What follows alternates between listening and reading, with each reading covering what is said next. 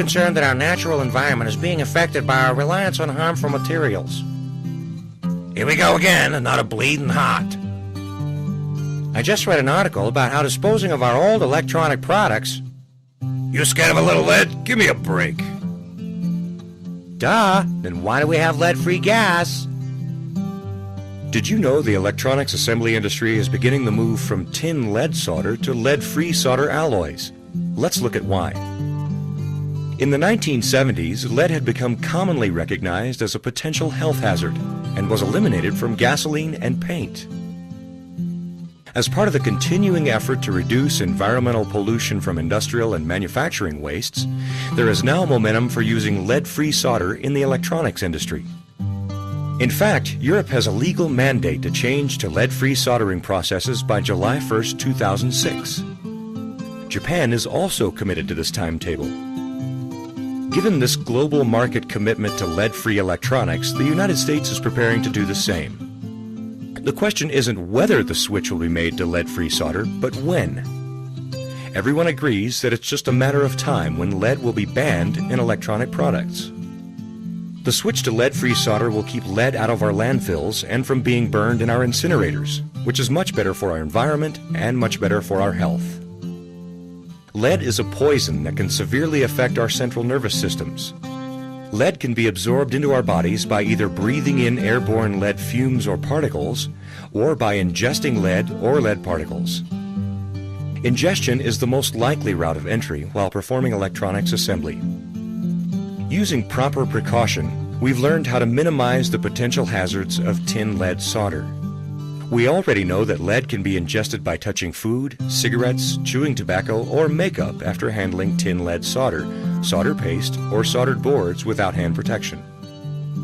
And we also know that the hazard can be avoided by washing our hands with soap and water before touching any item that will come into contact with our mouths. What this means is that we can protect ourselves in the workplace. But the situation involving lead is not so clear when we discard our old electronic products. Our landfills contain tons and tons of electronic components and circuit boards that were manufactured and assembled using tin lead solder. There is concern that the lead in the landfills will somehow end up in the water table. Now that you know why many companies are switching to lead-free soldering processes, let's take a look at the different types of lead-free solder alloys. There are many types of lead-free solders available today. In fact, the tin-silver alloy has been used for many years in higher melting point applications. The melting point for this alloy is about 40 degrees C higher than tin lead, which becomes liquid at 183 degrees. This means there's more potential for heat damage to the circuit board and components. The most common lead-free alloy for hand soldering applications is tin-silver copper. This alloy typically contains 3.9% silver and 0.6% copper. Tin-silver copper has a slightly lower melting point of 217 degrees C. A variation of this alloy is also used for reflow soldering. Another lead-free alloy is tin copper, a less expensive compound used for wave soldering applications. The melting point of tin copper is somewhat higher at 227 degrees C. Your company will already have selected the specific lead-free soldering alloy it will be using for hand soldering applications. It's important to become familiar with its characteristics. Lead-free solder alloys tend to have a stronger surface tension, meaning they are more difficult to spread along the surface of the connection than their tin-lead counterparts. As stated previously, the melting temperatures are up to 40 degrees C higher. For example, a soldering iron temperature for a lead-free process may be 400 degrees C versus 360 degrees C for tin lead. Although studies have indicated that lead-free solder joints can be as reliable as tin lead, there are definitely challenges to implementing the process. Here are some things to be aware of. Components and circuit boards need to be able to withstand the higher soldering temperatures. Solder defects may increase due to poor wetting and may create more rework. Fluxes will need to clean surfaces more aggressively and will need to function properly at higher temperatures. That's because there's more possibility of oxidation and potentially longer soldering times because of the higher melting temperature. The more active fluxes, in turn, may require a more thorough cleaning process to remove the more aggressive and possibly still active residues. Finally, the solder joints may have a different appearance depending on the lead-free alloy used, and the visual inspection criteria may be slightly different.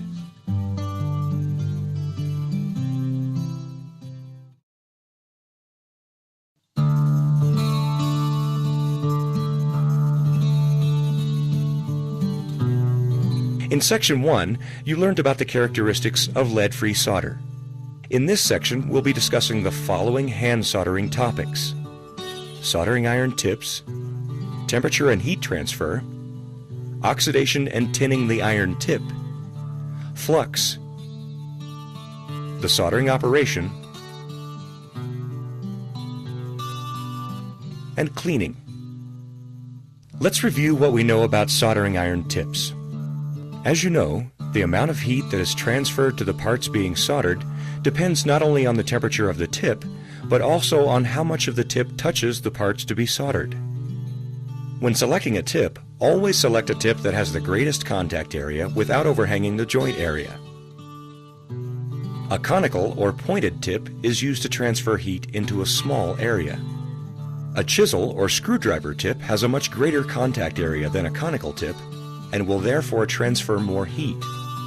This is especially important with lead-free solder alloys because of the higher melting temperatures. It's important to realize that these solder connections should be completed in the shortest possible time to prevent excess heat from spreading to nearby areas of the board so there won't be thermal damage. The first step in the hand soldering process is tinning the tip of the soldering iron. We do this because oxidation can form on the iron tip. Oxidation acts as a barrier or an insulator, meaning it can slow down the transfer of heat. This characteristic is especially negative when using lead-free alloys. It's important that the tip be cleaned and tinned both before and after you solder. Lead-free solder is even more sensitive to a dirty tip than tin lead solder.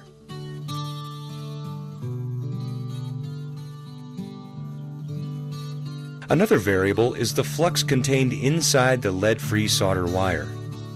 Most lead-free alloys used in hand soldering have a core containing flux in plastic form. As you know, the main job of flux is to remove oxides or contamination from the metal surfaces to be soldered. This will allow the solder to bond properly. Flux also assists in the transfer of heat from the tip of the iron to the metals being soldered. As we mentioned earlier, because of the higher soldering temperatures for lead-free alloys, the flux must be more robust so that it doesn't burn up and evaporate as a result of the higher temperatures encountered during the lead-free soldering operation. Now, let's take a look at the soldering operation. For this example, we'll use a tin-silver-copper alloy that has a melting temperature of 217 degrees C. We'll be using a temperature-controlled soldering iron with a chisel tip. The temperature will be set at 410 degrees C. The flux in the core of the solder is a high-activity flux, and we'll be soldering a round component lead into a plated through hole. Normally, this type of soldering operation would only take a few seconds to complete, but we'll be stopping the process in order to explain everything that happens as we go along. We begin by gently placing the cleaned and tinned soldering iron tip against the lead and the land. This will transfer heat into both of these parts. Now the solder wire should quickly touch the tip of the iron to melt just enough solder and flux to form a heat bridge between the metals. Then we'll move the solder wire over to the opposite side of the joint, still touching both the lead and the land. When there's enough solder melted into the connection, the solder wire is removed, followed by the soldering iron tip. Now we'll inspect the joint to make sure it looks right. A preferred or target connection is where all of the metals are covered by solder and the outline of the lead remains visible within the solder connection. Notice that the tin-silver-copper alloy is grainier in appearance than the tin-lead solder joints you're used to seeing. This graininess is caused by the higher soldering temperatures and is generally considered a cosmetic issue. After the solder joint is completed, the flux residue may need to be cleaned. The general idea is to remove the flux residue right after the hand soldering operation by brushing the area with the appropriate cleaning solution. Your company will select the right cleaning fluids, which will likely be solvent-based because of the stickiness of the flux we used. This cleaning operation should always be performed immediately after the hand soldering operation. If it's not done right away, the flux residue will harden and become even more difficult, if not impossible, to remove. An absorbent, lint-free, and ESD-safe tissue is often used to remove the solvent, so the residue doesn't just spread around the board. Even after this type of cleaning process, some of the flux may be trapped underneath the components and may remain as an invisible film. If a high level of cleanliness is required, additional machine cleaning may be necessary. Now we'll take a look at another type of hand soldering operation using the tin-silver-copper alloy on a pierced terminal. The first step is to strip and tin the insulated wire prior to attachment to the terminal. There are many ways of stripping the insulated wire. Some methods are unacceptable because of possible damage to the insulation and the wire. One of the safest methods is the proper use of the thermal stripper that melts or softens the insulation. Use your fingers to twist the insulation slug off in the direction of the wire lay. Do not use the stripper to pull the insulation slug, as it can potentially damage the wire. The stripped wire now needs to be tinned. This is done so that when the wire is bent, it won't be damaged, and to improve solderability. You'll need to utilize the same lead-free alloy that you'll be using for soldering. To tin the wire, you can move it across a solder-coated iron tip, move a tinned tip over a stationary wire, or dip it in a solder pot. Pierced terminals have a hole in the middle. Wire can enter from either side or from the top. The wire should be pushed through the hole, then wrapped and positioned to contact both the flat sides of the terminal. Again, we'll be setting the soldering iron temperature to 410 degrees C for the tin-silver-copper alloy. Also, don't forget to clean and tin the soldering iron tip. Now let's watch the proper soldering operation for this particular terminal. There are 4 basic steps. First, the iron is placed at the point of greatest thermal mass, in contact with the terminal and the wire. Next, a solder heat bridge is made to increase the thermal linkage between the tip and the work. Additional solder is then applied to the opposite side of the point of contact to form the necessary solder fillet. The solder wire is removed when a sufficient amount of solder has been added to the joint. Finally, the iron is withdrawn at the same angle it was introduced to the joint. Now let's look at what we should expect to see in an acceptable solder joint. The minimum solder quantity is dependent on your company's workmanship specification.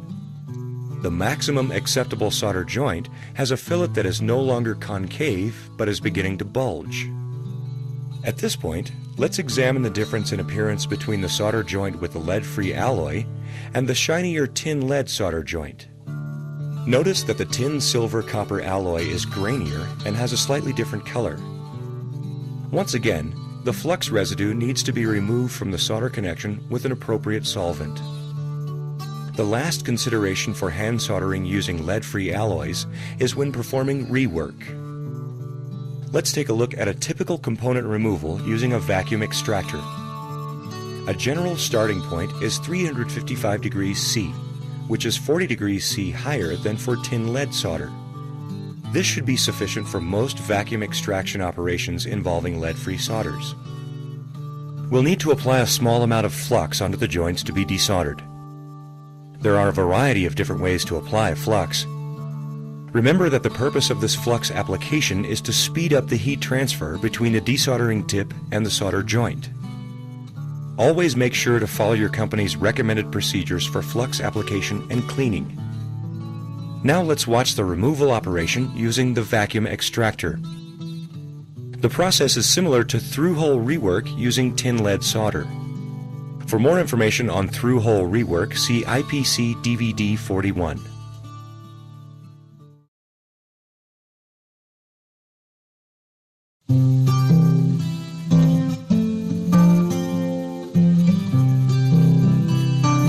In this final section, we'll be examining the attributes of a typical lead-free connection for a through-hole component. We'll be comparing the lead-free joints with their tin lead counterparts, so you'll be aware of what to expect when evaluating the lead-free connections. We'll also be looking at some of the variations that may or may not be acceptable. This is a good example of a preferred or target through-hole tin, silver, copper solder joint. Notice how the solder feathers onto the land and up onto the lead. The solder fillet is curved inward or concave. The solder covers all of the land and the lead. The texture is a little bit grainy. The outline of the lead is visible beneath the solder. The amount of solder here is just about perfect. Here's one now with a little bit less solder. You can see that there is still some graininess, and the coverage is even. The fillet is concave. This solder joint is perfectly acceptable, even though there is less solder in the connection. Now here's another one with quite a bit more solder. The important thing to notice is the angle of contact between the solder and the metal. Proper wetting is indicated by a solder contact angle of less than 90 degrees, which is a square or right angle. The lower the contact angle, the better the wetting. As you can see, there is a range of acceptable solder joints. You will be expected to know an acceptable solder joint from a defective one before you begin soldering with lead-free alloys. Now let's look at some solder joints that are considerably less than ideal. This is a cold solder joint.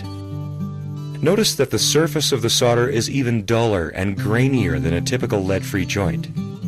This is caused by insufficient heat.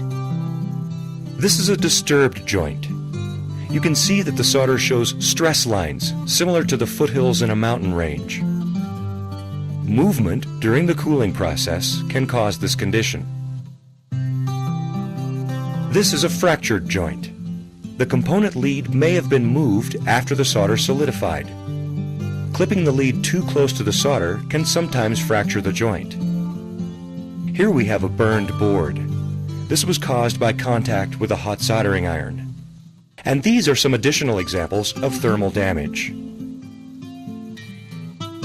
This is a lifted land. Lifting can be caused by pushing or pressing down with the hot iron. Failure to allow cooling between heat applications can also result in a lifted land. Lifting can also indicate that the iron was left on the board for too long, or that too high of a temperature was used. This joint has excessive solder. The fillet is not concave, and there is solder flowing over the edge of the land. Too much solder was added to this joint, and we can't be sure that proper wetting has occurred.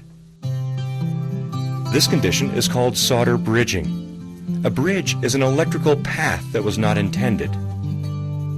Here is a solder projection, also known as an icicle or a peak. These are typically caused by excessive solder or insufficient flux, and by the iron being too cool or not being removed quickly enough. These are solder balls. They can create electrical shorts by lodging in between two circuits. Here's an example of non-wetting. The solder does not feather to a thin edge, and some of the base metal is partially exposed. Another type of imperfection is the blowhole. These are usually caused by gas escaping through the solder as it solidifies. If there is any moisture or solvent inside the hole, or excess flux, this can create a blowhole as the gas expands and escapes. Although some of these conditions are always unacceptable, many of these imperfections could be allowed, in various degrees, depending on what type of product they would be used in. For example, we'd all expect that any aircraft or medical electronics would be highly reliable. But we may be able to live with some minor cosmetic imperfections in a portable CD player as long as the product works. The IPC A610 has 3 classes of requirements based on the final use of the end product. Class 1 is for consumer products. Class 2 is for business and computer products. And Class 3 is for high reliability electronics, where failure is not an option.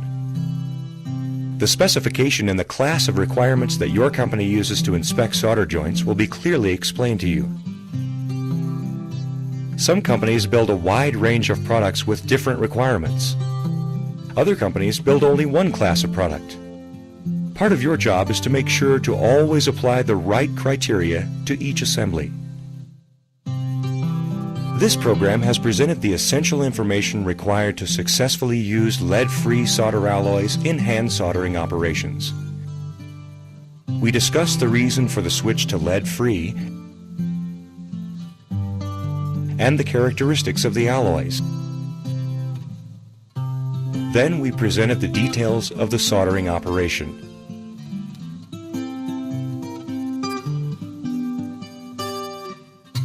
And we concluded with how to evaluate a lead-free solder joint. The more time you spend hand soldering with the lead-free alloys, the more confident you'll become about creating and evaluating reliable lead-free solder joints. And you'll be helping the environment too.